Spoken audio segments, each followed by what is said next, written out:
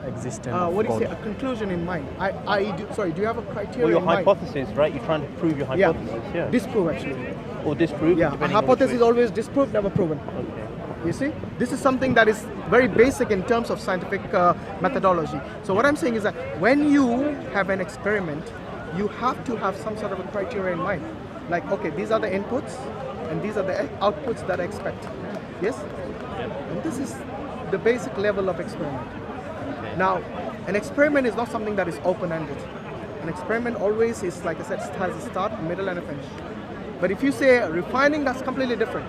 Because now what you're doing is you're going from experiment level A to level B and so on. That's a different experiment again. Just like you have the different models of the theory of, the origin of universe. Yes, like the Big Bang and so on. These are again different models or different experiments, you can call them. But they all have their start, middle, and finish. So going back to these three questions, you see the only thing that we are left with is first we completely say, we know for a fact that nothing cannot give rise to something because nothing doesn't even exist. Yes, are you listening? Yeah, nothing doesn't exist at all. It's a concept. Second, we have, did it create itself? It cannot do that because if it didn't exist in the first place, It's a fallacy. yes, how can it create itself? Secondly, it's not something that has consciousness, that it creates itself. So you got a fallacy, and B, an impossibility. What is the third option that's left? Unless you can find a D and E and F. So you're going to The do something third, crazy. the third right? possibility is someone brought this into existence. And now we go back to the, Now- we use The probability. Probability. the Kalam cosmological argument. Yeah. here. Yes? Have you heard of that? Yeah. The Kalam Anything cosmological that argument. begins to exist as a cause or something. Exactly, the cause and effect. Yeah. So God by definition is the uncaused cause. So God, you see, if you believe in a universe that that is infinite, then you face with the infinite can regression you tell issue. me, so you're saying that the universe began to exist? Yes, of course it did. So, Does it exist? Began to exist? so the word began is temporal, right? No.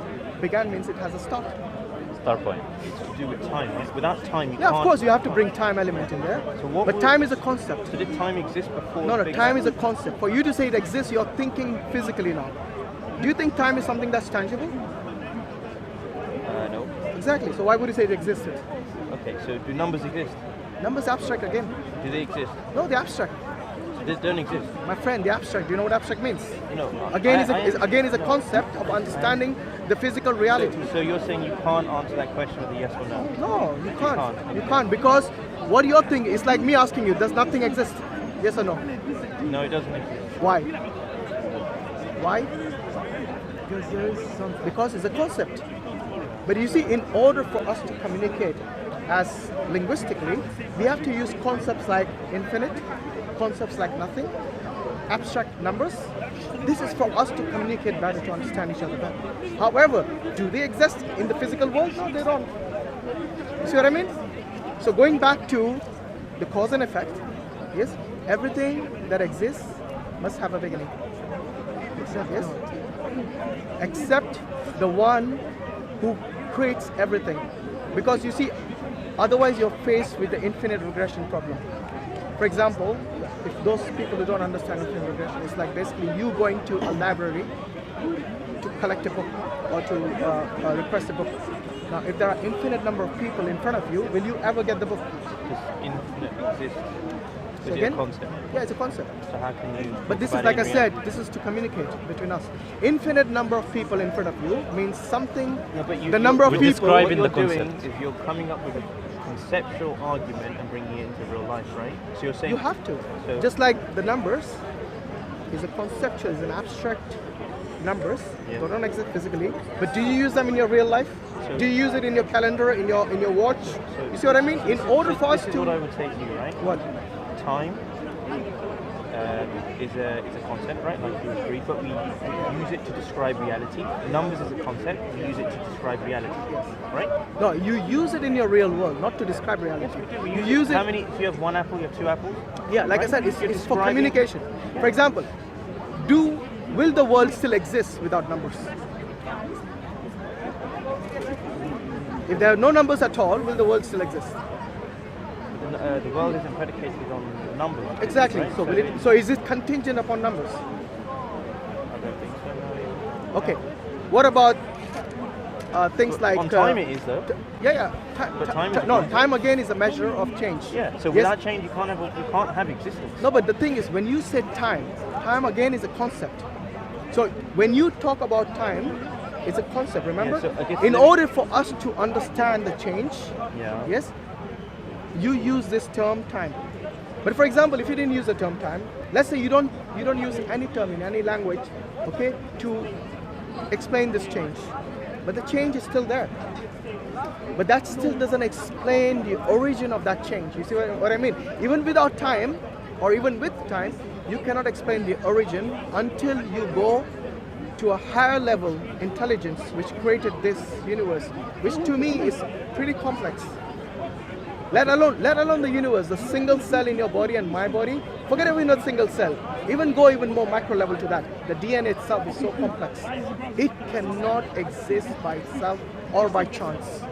Because anything by chance is something that is not organized. Like for example, if I say an accident happened there, you cannot predict what is going to be the result of the accident or how it's going to every single stage of it, because it's just an accident. You know, It's a random event. again, that That's happens. another argument as Yeah, well. determinism, Yeah. this is Exactly, free yeah. There's- will, that's a whole yeah, different concept. yeah. But no, I'll definitely look into it. I'll definitely look into it. But it's good talking to you.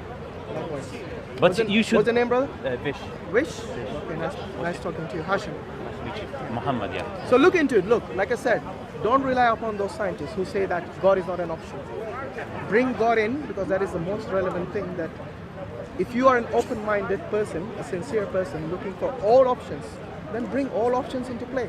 Do not basically Discard some. discriminate between people who are believers in God and people who are not believing in God, or discriminate with the idea even that God exists, because to me that is discrimination as well, the thought discrimination in this case. So if by your deductive reasoning you come to the conclusion that the only possible explanation for this universe to exist, which to me is everything, your thought itself, the mind that you are using to rationalize things, to ask questions, that itself did not create. So who created all that? Your consciousness and all that. There has to be a higher, a higher intelligence which has created all this. And that, my friend, is God Almighty. Yes? And remember what we said about that you accept the testimony of the people, but you don't use the same standard for God. You know that in yourself, you accept that yes, this is a Dr. Fruit because of his testimony. But when it comes to God, no, I reject the concept. I don't try to use probability, I look at the evidence. Have you looked at the evidence of Islam basically? He doesn't like organized religion. No, that's fine. No, I I think didn't say that. as long as you're open, as long as you're open to exploring this different, the option of God, then I would say you're open-minded. Yeah. But if you have already closed that door, then there's not much anyone can do, because that to me is nothing less than cognitive dissonance. All the doors are open right Yeah. now. Yeah. The irony is that most of the The time windows are shut. Well, windows, doors, keep them open. Keep your mind open. That's the most important thing, whether you call it But a I door really or a gotta get window. going, guys. It was really good talking to you, yeah? No problem. Likewise, yeah. Thanks for your time, mate. Take care. Take care.